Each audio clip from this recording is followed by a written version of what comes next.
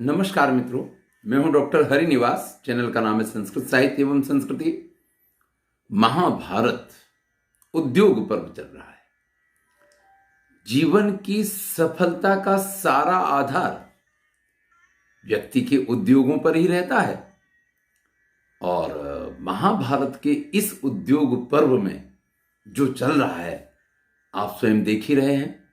धृतराष्ट्र पांडवों के प्रताप से भयभीत हैं और ये भय उनका गलत भी नहीं है। संजय ने भी इसी बात को कहा है। तुरंत ही धृतराष्ट्र ये कहते हैं कि भाई हम लोगों को पांडवों के साथ युद्ध नहीं करना चाहिए। जो भी हो जैसे भी हो हमें इनके साथ संधि कर लेनी चाहिए। धृतराष्ट्र की ये बात सुनते ही संजय, पितामह भीष्म, द्रोणाचार्य सबको अच्छा लगे, स्वाभाविक है। लेकिन सभी जानते हैं कि धृतराष्ट्र का जो स्वभाव है वो सोचता कुछ और है, लेकिन जो वो सोचता है वो निर्णय नहीं कर पाता है। और अगर कभी निर्णय करता भी है तो उस निर्णय का वह पालन नहीं कर पाता है। इसलिए संजय तुरंत ही धृतराष्ट्र से कहते हैं, वास्तव में पांडु पुत्रों ने आपको अपने पिता के तुल्य माना है और पिता के तुल्य वो मानते रहे। आप उनके साथ हमेशा छल कपट का व्यवहार करते रहे। इतना याद रखिए महाराज, पिता श्रेष्ठा सुहृदयश्च सम्यक प्रणहितात्मवान आस्थेयम ही हितम तेन न द्रोग्धा गुरु उच्यते। जो अपने बालकों से द्रोह करता है ना, उसको कभी गुरु नहीं माना जा सकता। वो ना तो पिता हो सकता, ना पिता का स्थान उसको दिया जा सकता है और ना ही वो गुरु के पद को प्राप्त कर सकता है। इन पांडवों ने हमेशा आपको पिता तुल्य माना, लेकिन आपने कभी भी उनके साथ योग्य व्यवहार नहीं किया है। इदम जितमिदम लब्धम इदम श्रुत्वा पराजितान द्यूत काले महाराज स्मय से स्मय कुमारवत। याद कीजिए महाराज, ये हम जीत गए, ये दाव भी हम जीत गए, यहां आप पराजित हो गए हैं। जब आप ये सारी आवाजें सभा में सुन रहे थे ना, तो जैसे कोई छोटा सा बच्चा हंसता हो, इस प्रकार से आप हंस हंस के अपने पुत्र दुर्योधन के उस विजय का स्वागत कर रहे थे। और पांडवों के साथ वहां आप जो बेईमानियां हो रही थी, जो वहां पे निकृति हो रही थी, जो वहां पे द्यूत क्रीड़ा के नाम पे उनके साथ में छल हो रहा था, वो सब आप देख रहे थे। आंखें ना होते हुए भी आप कानों से हर चीज को देख करके और उसको एंजॉय कर रहे थे, आप उसका आनंद ले रहे थे। आपने कभी नहीं सोचा कि आपका राज्य जो है ना, सिर्फ कुरुजांगाल प्रदेश तक ही सीमित था। आपका पैतृक राज्य सिर्फ कुरुजांगाल प्रदेश तक ही सीमित था। ये तो पांडव थे जिन्होंने अपने वीर और अपने पराक्रम से राजसूय यज्ञ करते हुए समस्त पृथ्वी को अपने अधीन किया, और वो सारा राज्य आज आप अपना समझ बैठे हैं। आपको यह भी अच्छी तरीके से याद होगा कि जब चित्ररथ गंधर्वराज ने आपके पुत्र को बंदी बना लिया था, तो इन्हीं पार्थ और इन्हीं भीमसेन ने आपके पुत्रों के प्राणों की रक्षा की, आपके कुल की मर्यादा की रक्षा की। आपका जो ये संपूर्ण वंश आज सुरक्षित है, ये पांडवों का आभारी है। और यह निश्चित है कि भीम और अर्जुन के सामने ये जितने आपकी सेना में राजा एकत्रित हुए हैं ना, ये सब उनसे डरते हैं। और जब उनसे डरते हैं तो इनमें से कोई आपको विजय नहीं दिला पाएगा।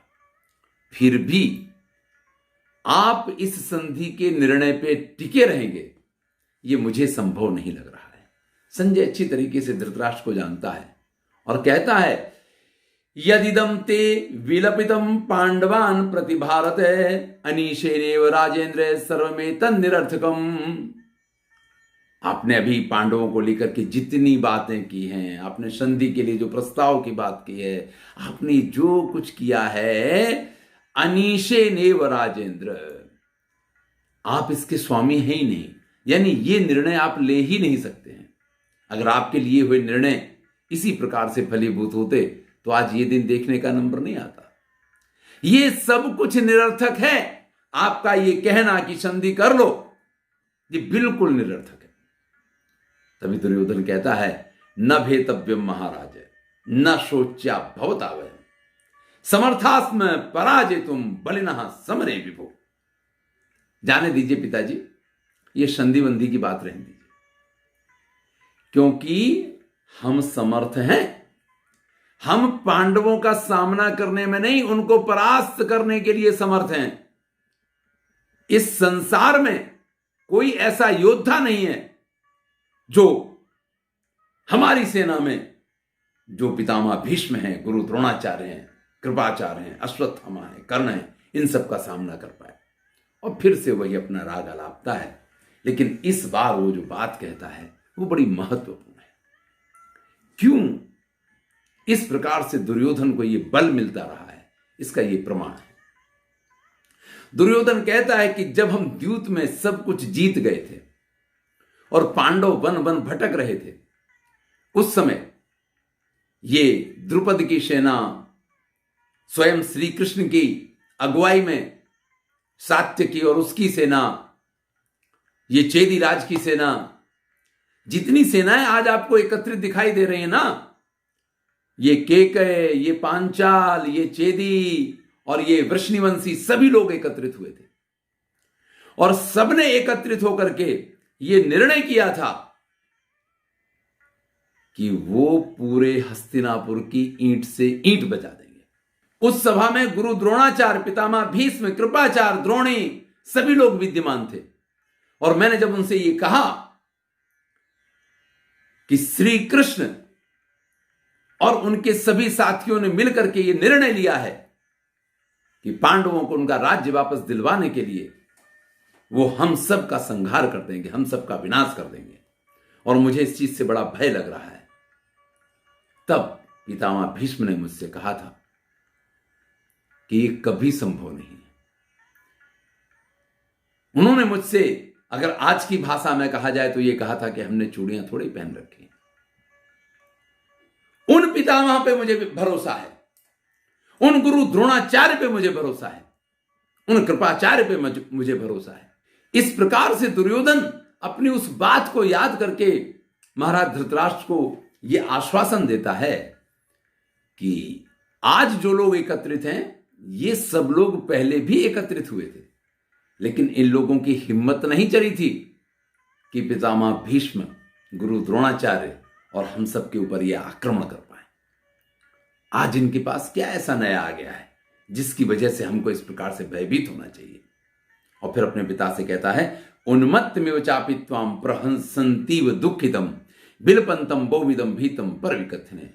लेकिन मेरी तो समझ में ही नहीं आता है कि आपको हो क्या गया है। आप तो हमेशा शत्रुओं का वखान करते रहते हैं, शत्रुओं की प्रशंसा करते रहते हैं, और उस प्रशंसा में आप हमारे पराक्रम को तो बिल्कुल भूल ही जाते हैं। आपको ऐसा लगता है कि जैसे शस्त्र तो सिर्फ पांडवों को चलाने आते हैं, शक्तियां तो सिर्फ उनके पास हैं, हम तो बिल्कुल निर्बल हैं। जबकि आपने कई बार देखा है कि मैंने अपनी गदा का प्रहार करके हिमालय के बहुत सारे प्रस्तर खंडों को तोड़ तोड़ करके टुकड़ा टुकड़ा कर दिया। मैंने कई बार गदा युद्ध में अपने जो पराक्रम दिखाए हैं, उनके कारण स्वयं वासुदेव, श्री कृष्ण और अर्जुन भी इस बात को अच्छी तरीके से जानते हैं कि मेरे जैसा गदाधारी कोई दूसरा नहीं है। ध्यान दीजिएगा, जब पांडव वनवास में हैं तो कृष्ण के बड़े भाई बलराम के साथ में दुर्योधन ने बहुत समय तक इस गदा युद्ध की प्रैक्टिस की है, इसका अभ्यास किया है, और उनको इस बात का विश्वास हो गया है कि अब गदा युद्ध में कोई मुझे पराजित नहीं कर सकता है। इसलिए आज उस बात पे दुर्योधन गर्व कर रहा है। और फिर कहता है कि भीष्मो द्रोणः कृपो द्रोणी कर्णो भूरिश्रवा तथा प्राग ज्योतिषाधिपा शल्या सिंधुराजो जयद्रथा। महाराज कितने योद्धा हैं ये। भीष्म हैं, द्रोणाचार्य हैं, कृपाचार्य हैं, अश्वत्थामा है, कर्ण है, भूरिश्रवा है, प्राग ज्योतिषपुर नरेश सोमदत्त हैं, शल्य हैं, सिंधुराज जयद्रथ हैं, और इतने तो क्या, इसके बाद दुर्योधन अपनी सेना के समग्र योद्धाओं का वर्णन करते हुए कहता है कि आपको अब मैं कैसे समझाऊं कि हमारे पक्ष के जो योद्धा हैं वो दिव्य हैं। पितामह भीष्म की बात करूं तो उनको इच्छा मृत्यु का वरदान प्राप्त है, उनको कोई कैसे मार सकता है। गुरु द्रोणाचार्य की बात करूं तो ये भरद्वाज मुनि के तेज से और एक पात्र में से इनका जन्म हुआ है, द्रोण घट में से इनका जन्म हुआ है। ये सामान्य मनुष्य योनि जन्मा नहीं है। और गुरु द्रोणाचार्य और कृपी के पुत्र जो अश्वत्थामा हैं वो भी, अरे आप कर्ण को कैसे भूल जाते हैं, जिनको स्वयं इंद्र ने शक्ति प्रदान की है, और जो अमोघ शक्ति इस प्रकार की है कि जिसके ऊपर उसका प्रयोग किया जाएगा उसकी मृत्यु निश्चित है। कर्ण उसका प्रयोग अर्जुन के ऊपर ही करेगा, और जब कर्ण अर्जुन के ऊपर उसका प्रयोग कर देगा तो फिर आप क्या समझते हैं कि हमारी सेना के ये महारथी, ये सब लोग मिलकर के भी इस युद्ध को नहीं जीत सकते हैं। महाराज आप थोड़ी सी तो राजनीति देखिए। गुरु बृहस्पति ने यह कहा है, बलम त्रिगुणतो हीनम योध्यम प्राह बृहस्पति। अगर आपके पास तीसरे भाग की अधिक सेना हो तो आपको शत्रु सेना के साथ अवश्य युद्ध करना चाहिए। पांडवों के पास 7 अक्षौहिणी सेना है, हमारे पास 11 अक्षौहिणी है। तीसरे भाग की नहीं, उससे भी अधिक हमारे पास सेना ज्यादा है। तो इन सब कारणों बस मुझे कहीं भी अपनी पराजय दिखाई नहीं दे रही है। महाराज क्यों आप इस तरीके से परेशान हो रहे हैं, क्यों आप इस तरीके से व्यग्र हो रहे हैं, क्यों आप इस तरीके से चिंतित हो रहे हैं। ये समाधान वाली बात ये किसी भी तरीके से मुझे तो योग्य नहीं लगती। कोई कारण तो बताइए कि इस वजह से हमें समाधान कर लेना चाहिए। फिर दुर्योधन संजय से पूछता है कि भैया जरा और तैयारियां बता दो, इन लोगों ने क्या क्या तैयारियां कर रखी हैं, क्योंकि संजय ने बहुत बढ़ चढ़ के सारी बातें बताई हैं। तो संजय यहां पे अर्जुन का जो रथ है, अर्जुन के जो घोड़े हैं, युधिष्ठिर, भीम, नकुल, सहदेव, सुभद्रा पुत्र अभिमन्यु, इन सब के रथ और इनके घोड़ों की बात करता है। सब बातें वो बताता है, और उसमें वर्णन इस प्रकार का पाया जाता है कि अर्जुन का जो रथ है उसके ऊपर जो ध्वज है वो विश्वकर्मा ने स्वयं बनाया है, और उसका वैशिष्ट्य यह है कि वो पेड़ों में से, जंगल में कांटों के बीच में से भी जाए तो भी वो ध्वज किसी में फंसता नहीं है। मैंने विराट पर्व में युद्ध का वर्णन जब किया था तो इस बात का वर्णन किया था कि ये ध्वज ऐसा है जो दंड में नहीं लगा रहता है, लेकिन फिर भी रथ के ऊपर विद्यमान रहता है। और ये मुख्य कारण है कि उसको किसी में फंसने का प्रश्न ही नहीं होता है। वो एक तरीके से पोर्टेबल है, जहां से निकलना होगा वहां से वो निकल जाएगा, किसी चीज में फंसने का प्रश्न ही नहीं खड़ा होता है। और उसके ऊपर भीम की अनुशंसा से स्वयं हनुमान जी विद्यमान रहते हैं। यहां अर्जुन के घोड़ों का वर्णन किया है कि अर्जुन के घोड़े जो हैं वो एकदम श्वेत वर्ण है। जरा देखते हैं वर्णन। श्वेता तस्मिन् वातवेगा सदश्वा दिव्या युक्ता चित्ररथेन दत्ता।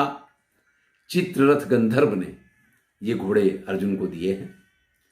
भुवि अंतरिक्षे, पृथ्वी पे और अंतरिक्ष में, दिवी आकाश में उनकी एक समान गति है। यानी ये पृथ्वी पे भी चल सकते हैं, ये आकाश में भी उड़ सकते हैं, सर्वत्र इनकी समान गति है।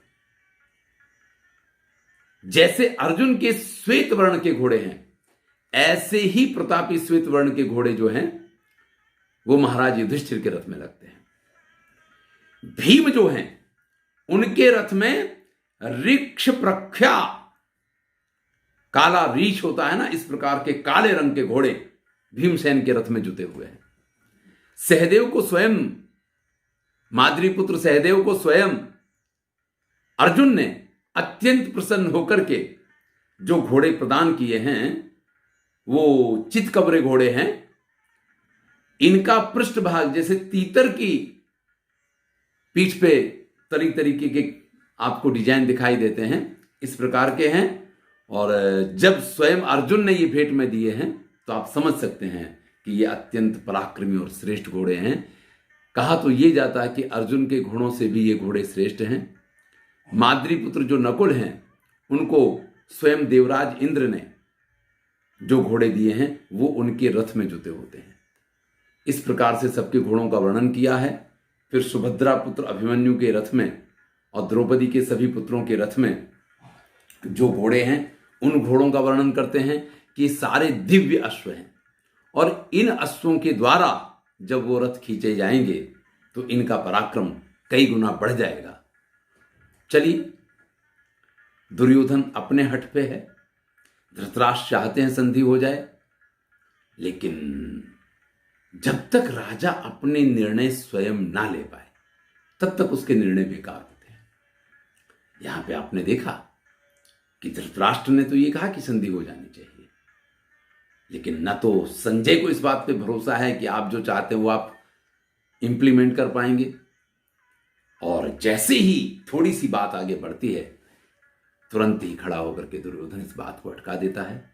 ये दुर्योधन हमारा मन है जो कभी भी हमको योग मार्ग पे चलने की अनुमति नहीं देता है। हमारी बुद्धि या हमारी आत्मा जो है वो अंध धृतराष्ट्र जैसी हो गई है, जिसको उपदेश तो बहुत मिलते हैं, जो करना तो बहुत कुछ चाहता है, लेकिन हमारा मन जो दुर्योधन है वो इसको आगे बढ़ने नहीं देता है। निर्णय वही होता है जो हमारा मन करता है।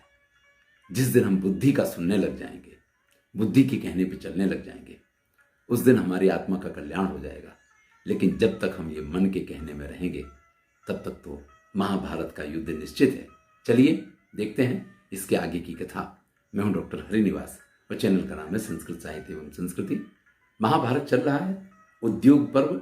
जीवन में ऐसे ही उद्योग हमें भी करने पड़ते हैं, लेकिन इस उद्योग पर्व से हमें ये शिक्षा लेनी चाहिए कि जब हम निर्णय करें तो उस निर्णय को हम अगर इम्प्लीमेंट नहीं कर पाते हैं तो वो निर्णय सारे बेकार होते हैं।